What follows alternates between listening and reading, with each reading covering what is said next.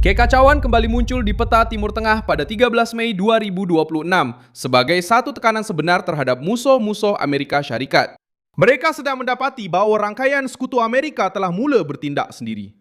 Secara senyap melalui operasi sulit, serangan yang tidak diumumkan dan pergerakan tentera yang secara langsung menyasarkan Iran, kartel serta kumpulan yang berkaitan dengan keganasan. Apabila Donald Trump meletakkan garis merah di atas meja, sekutu-sekutu yang sebelum ini menunggu Washington menyelesaikan segala-galanya mula menceroboh ruang tindakan musuh-musuh Amerika Syarikat. Saya akan ceritakan semua itu kepada Anda, tetapi sekarang Anda pasti mau melanggan saluran ini supaya terus mendapat maklumat terkini. Mencelumat masa nyata dengan kualiti kewartawanan terbaik yang pernah dilihat dalam standard credibility. Milson Alves maklumat paling sensasi datang dari Teluk. Reuters mendedahkan bahawa Arab Saudi telah melancarkan serangan yang tidak didedahkan terhadap Iran pada akhir Mac sebagai tindak balas kepada serangan Iran terhadap kerajaan itu. Selama bertahun-tahun, realiti dianggap sebagai kuasa yang bergantung kepada payung ketenteraan Amerika. Kini, di tengah-tengah perang serantau, Arab Saudi tidak hanya menunggu arahan dari Washington. Sebaliknya, ia bertindak balas. Menurut pegawai Barat dan Iran yang ditemubual oleh Reuters, tentera udara Arab Saudi telah melancarkan serangan di tanah Iran selepas rejim Teheran menyerang wilayah Arab Saudi. Infrastruktur awam dan struktur minyak. Perincian yang mengubah segalanya ialah serangan-serangan ini tidak dimasukkan dalam propaganda rasmi, tidak dijadikan perarakan tentera dan tidak diumumkan sebagai satu pertunjukan. Mereka disembunyikan kerana tindakan seperti ini bertujuan untuk menghantar mesej. Tanpa melancarkan perang secara total, Arab Saudi menunjukkan kepada Iran bahawa zaman menerima serangan tanpa membalas telah berakhir. Donald Trump mungkin tidak perlu menempatkan askar Amerika di setiap sudut Timur Tengah apabila sekutu strategik mula memahami bahawa rejim Iran hanya akan berundur apabila mereka merasakan kos sebenar. Langkah kedua datang dari Emiria Arab Bersatu seperti yang dilaporkan oleh Guardian berdasarkan maklumat dari Wall Street Journal bahawa Emiria telah melakukan serangan rahsia terhadap Iran semasa konflik itu. Termasuk satu tindakan terhadap Pulau Iran, Lavan. Sejurus sebelum gencatan senjata pada 7 April, serangan itu dikatakan sebagai tindak balas terhadap pencerobohan Iran ke atas kemudahan Emiria. Maksudnya, Iran yang menyerang. Dia menyangka bahawa sekutu Amerika Syarikat hanya akan bertahan dan menerima tindak balas mengikut logik perang serantau itu sendiri. Inilah perkara yang membuat Teheran berjaga-jaga. Perang itu kini bukan lagi hanya melibatkan Trump, Israel, dan Pentagon. Kini, rejim Iran perlu memandang ke Teluk dan memahami bahawa negara-negara yang sebelum ini cuba bersembunyi di sebalik diplomasi telah mula bertindak secara langsung. Ada yang melakukannya dengan berhati-hati, ada juga yang bertindak dengan lebih agresif. Tetapi semuanya memahami perkara yang sama. Jika Iran menggunakan drone, peluru berpandu, sabotas maritim dan milisia untuk menekan sekutu-sekutu negara Teluk, sekutu-sekutu itu juga boleh menyerang Iran tanpa perlu meminta kebenaran secara terbuka. Kuwait juga telah menjadi tumpuan dalam krisis ini. Pihak berkuasa Kuwait berkata sekurang-kurangnya 4 anggota pengawal revolusi Islam telah ditangkap ketika cuba melakukan serangan pengganas di Pulau Bubian, pulau terbesar di pesisir Kuwait. Kejadian ini menunjukkan bahawa Iran bukan sahaja bertindak balas terhadap pangkalan Amerika atau Israel. Tehran cuba membuka beberapa front kecil, menyusupkan ejen, menguji pulau-pulau, menekan laluan dan mencipta ketidakamanan di sempadan Teluk. Cuma sekarang, sekutu-sekutu Amerika Syarikat terpaksa berdepan, menyusupkan ejen, menguji pulau-pulau, menekan laluan dan mencipta ketidakamanan di sempadan Teluk. Cuman sekarang sekutu-sekutu lebih berwaspada, lebih bersenjata dan kurang bersedia untuk menerima Iran terus mengatur langkah secara tersembunyi.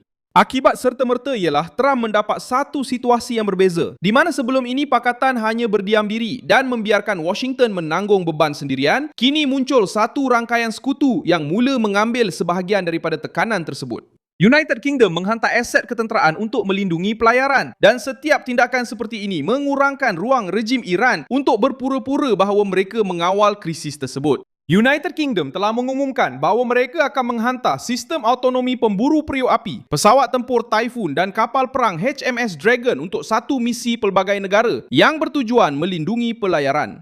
Menteri Pertahanan British John Healey membentangkan rancangan tersebut dalam satu mesyuarat maya bersama lebih 40 wakil dari negara lain. London juga mengumumkan 115 juta pound untuk drone pemburu periuk api dan sistem anti-drone. Ini mengubah keseimbangan krisis. Tindak balas British digabungkan dengan kerjasama Prancis dan kehadiran negara-negara lain menunjukkan bahawa sekutu-sekutu memahami bahawa kebebasan pelayaran tidak boleh dijadikan tebusan oleh rejim yang menggunakan laut sebagai alat ugutan. Sementara itu di pihak Amerika, Trump terus mengekalkan tekanan utama ke atas program nuklear Iran. Perbezaannya sekarang ialah sekutu-sekutu juga turut bertindak. Mereka tidak lagi hanya muncul sebagai penonton dalam perang Amerika. Mereka muncul sebagai pelakon yang mahu menghalang Iran daripada menjadikan Teluk sebagai zon yang dikuasai melalui ancaman. Apabila Trump memberi tekanan, sekutu-sekutu merumut secara terbuka. Tetapi di belakang tabir, ramai kerajaan tahu bahawa struktur jenayah itu hanya faham kos, sekatan, risikan dan kekuatan. Dan itulah sebabnya perdebatan mengenai operasi rahsia semakin meningkat tepat pada masa ini. Austria juga muncul dalam berita selepas jet pejuang Eurofighter dikerahkan 2 kali dalam 2 hari kerana pesawat tentera Amerika Syarikat memasuki ruang udara Austria tanpa kebenaran terlebih dahulu. Menurut Anadolu, mesin ketenteraan Amerika sedang bergerak dengan kelajuan tinggi dalam fasa ketegangan global.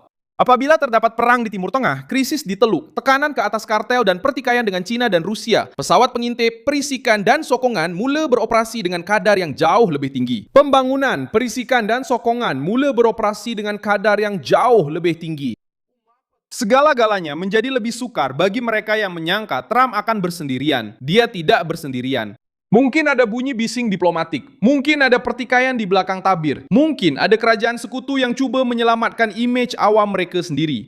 Tetapi, dalam prakteknya, jentera keselamatan barat telah mula bergerak semula. Sejarah menunjukkan bahawa tindakan senyap seperti ini sering mengubah haluan sesuatu krisis sebelum orang ramai benar-benar memahaminya. Dalam sejarah, krisis seperti ini sering berubah sebelum orang ramai benar-benar memahaminya. Pada tahun 2007, Israel telah memusnahkan reaktor nuklear yang didakwa di Syria dan hanya mengakui operasi itu secara rasmi lebih sedekat kemudian. Reuters telah melaporkan bahawa Israel mengakui pada tahun 2018 bahawa mereka telah mengebom lokasi tersebut dan menyatakan bahawa tindakan itu sepatutnya menjadi amaran kepada Iran. Bertahun-tahun kemudian, Agensi Tenaga Atom Antarabangsa masih menemui kesan uranium yang berkaitan dengan lokasi Deir al-Zor dan mengekalkan penilaian bahawa struktur itu berkemungkinan besar merupakan reaktor yang tidak diisytiharkan. Kes ini penting kerana ia membuktikan bahawa sekutu Amerika Syarikat tidak semestinya menunggu mesyuarat umum, resolusi antarabangsa atau sidang media untuk bertindak terhadap ancaman strategik. Kadang-kadang, dunia hanya mengetahuinya selepas itu. Dan apabila mengetahuinya, mereka sedar bahawa tindakan rahsia telah menghalang masalah yang jauh lebih besar. Terdapat contoh lain yang membantu memahami situasi semasa. Memang ada yang lain. Israel pernah menyerang struktur nuklear di luar sempadannya untuk menghalang rejim bermusuhan memperoleh keupayaan strategik. United Kingdom dalam pelbagai krisis maritim telah memperkuat laluan pelayaran apabila kepentingan penting mereka terancam. Negara-negara Teluk yang selama ini bersikap berhati-hati kini menyedari bahawa bergantung kepada nota diplomatik sahaja tidak mencukupi apabila drone dan peluru berpandu menyerang lapangan terbang, loji penapisan, pelabuhan dan bandar-bandar. Apa yang sedang berlaku sekarang ialah perubahan sikap ini secara masa nyata. Saya Mew Song Alvis, seorang pakar hubungan antarabangsa dan tujuan saya adalah untuk memastikan anda sentiasa mendapat maklumat yang benar setiap hari. Pautan berita ada di dalam deskripsi video. Sila tekan butang suka pada video ini, langgan saluran ini dan di akhir nanti, lihatlah komen-komen supaya anda lebih terlibat dengan komuniti. Milson Alves Amin.